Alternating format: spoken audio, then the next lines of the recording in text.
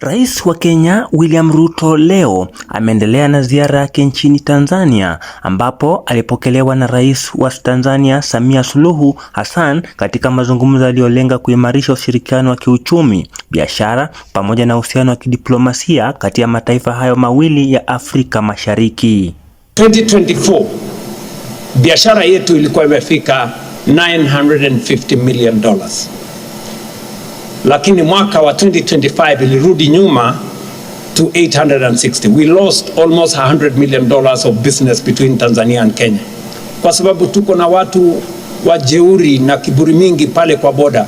Katika kikao hicho, Rais Samia Suluhu alisisitiza umuhimu wa viongozi kusikiliza sauti za vijana badala ya kutumia nguvu dhidi ya wale wanaotajwa kuwa watovu wa nidhamu.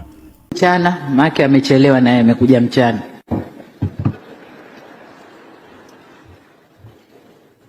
Tunazungumza jinsi ya kudeal na hawa watoto wetu watovu wa adabu wanaojiita nani hilo jina hao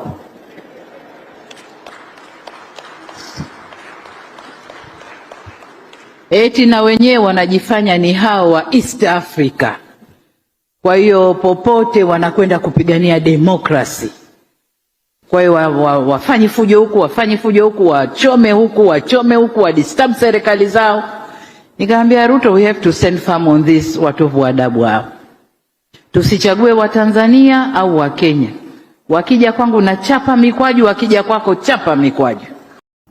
Kauli hiyo imezua mjadala mkubwa mitandaoni, huku baadhi ya wananchi wakitafsiri kuwa ni ujumbe wa moja kwa moja kwa serikali ya Kenya kuhusu namna ya kushughulikia changamoto ya vijana wanaoandamana na kuonyesha kutoridhishwa na serikali yetu wala mila zetu wala desturi zetu.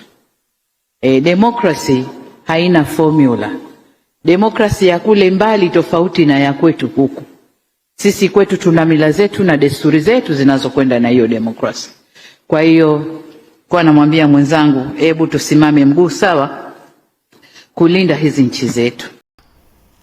Kwa upande wake, Rais William Ruto amesema serikali yake itaendelea kushirikiana na Tanzania katika sekta mbalimbali ikiwemo biashara, miundombinu pamoja na maendeleo ya vijana ili kuhakikisha wananchi wa nchi hizo mbili watapata fursa zaidi za kiuchumi.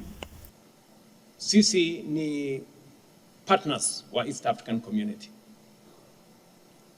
Na mawazo yangu ilikuwa ni kwamba we must use ile rasilimali tuko nayo hapa katika bara letu la East Africa.